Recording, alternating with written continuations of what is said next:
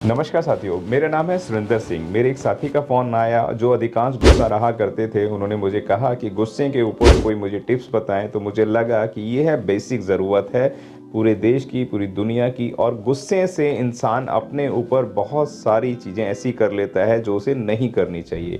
यानी कि गुस्से के अंदर बहुत सारे लोग सुसाइड कर लेते हैं, बहुत सारे लोग डिप्रेशन में चले जाते हैं और उनके हज़ारों काम नहीं हो पाते। हज़ारों काम मैं इसलिए बोल रहा हूँ कि आप जब अपने कामों को करते हैं तो रोज़ आपको कहीं न कहीं गुस्सा आता है और उन एक-एक कामों को जोड़ेंगे तो हज़ारों काम हो जाते हैं।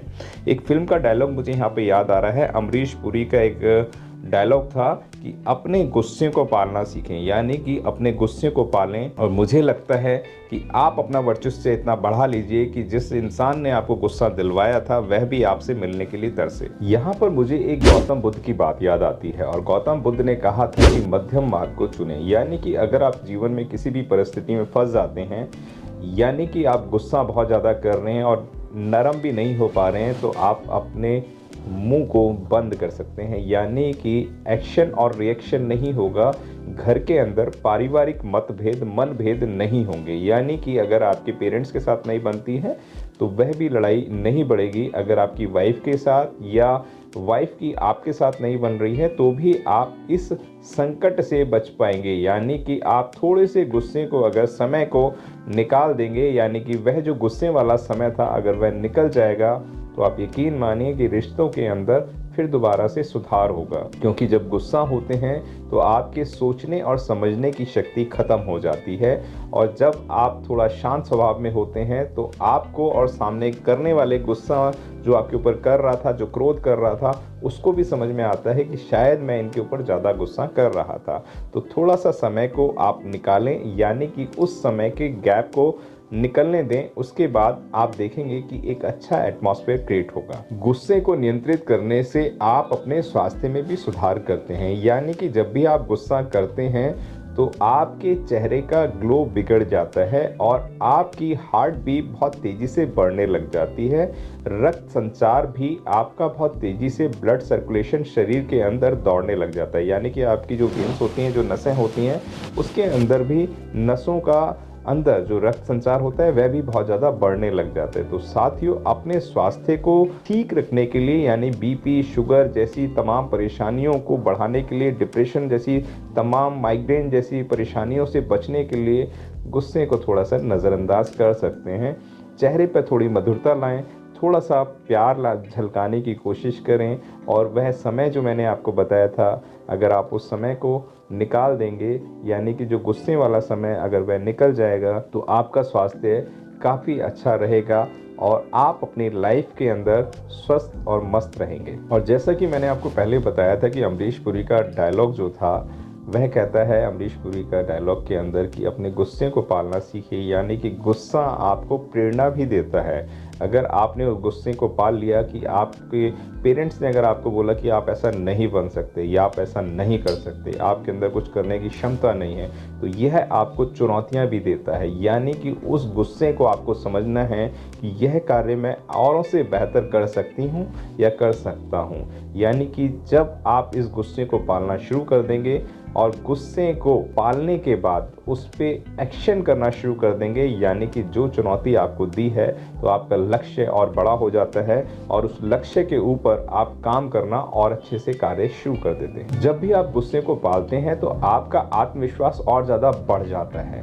आप को जितने लोगों ने गुस्सा करा, आप एक उस गुस्से से आपके अंदर आत्मविश्वास बढ़ा होगा, क्योंकि आपके अंदर, मन के अंदर कई सारे कार्य आए होंगे कि अब मुझे करके दिखाना है। आई कैन डू इट, मैं भी कर सकता हूँ इससे बेहतर, मैं भी कर सकती हूँ इससे बेहतर। यानी कि आप औरों से बेहतर कर सकते हैं उस गुस्से को पालने से। साथ ही ये गुस्से से कुछ पॉइंट थे जिन पे हम लोग कार्य करेंगे तो आपको गुस्से पे नियंत्रण करना भी आएगा। अगर आपको गुस्सा आ रहा है किसी के ऊपर तो आप अपने शरीर के इस तरीके से मुट्ठी को बंद कर सकते हैं, या आप अपनी जो पैरों की उंगली है जहां पर आप खड़े हुए हैं वहां पर भी आप जोर से प्रेस कर सकते हैं अपने अंगूठे को।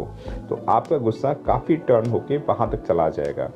गुस्से के अंदर अगर आप थोड़ा सा विलंब करेंगे, यानी कुछ सेकंड मात्र का आप ठंडा पानी पीने की कोशिश करें। आसपास कहीं भी पानी पिएंगे तो गुस्से से आपको रिलैक्सेशन मिलेगा। और उस गुस्से के समय से जब आप निकल जाते हैं तो आप उन गुस्सों के ऊपर, अगर आप खुद गुस्सा करते हैं तो मैंने आपको पहले बताया था कि अगर आपके ऊपर कोई गुस्सा करता है, लेकिन अगर आप गुस्सा करते हैं और आपको उसका सॉल्यूशन नहीं मिल पा रहा है, यानी कि आप चाह रहे हैं कि आपके गुस्सा कैसे कंट्रोल करें, तो आप अपने गुस्से के कारणों को पहचानने की कोशिश करिए। क्योंकि आप कई वजह होती हैं जिनके वजह से आप बेवजह गुस्सा करना शुरू कर देते हैं। तो अगर कोई बार बार व्यक्ति आपको इरिटेट करता है तो आप उससे थोड़ी सी दूरी बना सकते हैं। या अगर आपको लगता है कि आपको उस व्यक्ति से बात तो करनी है, तो लेकिन आप उनकी उतनी बातों पे ध्यान दें जितनी ज़रूरत है। हर एक बात के ऊपर कोई भी वाद विवाद ना करें या कोई भी तर्क ना करें जिसकी वजह से आपको या सामने वाले को गुस्सा आए। तो गुस्से के कुछ कारण होते हैं जिन पे ध्यान देना बहुत ज़्यादा ज़रूरी होता है।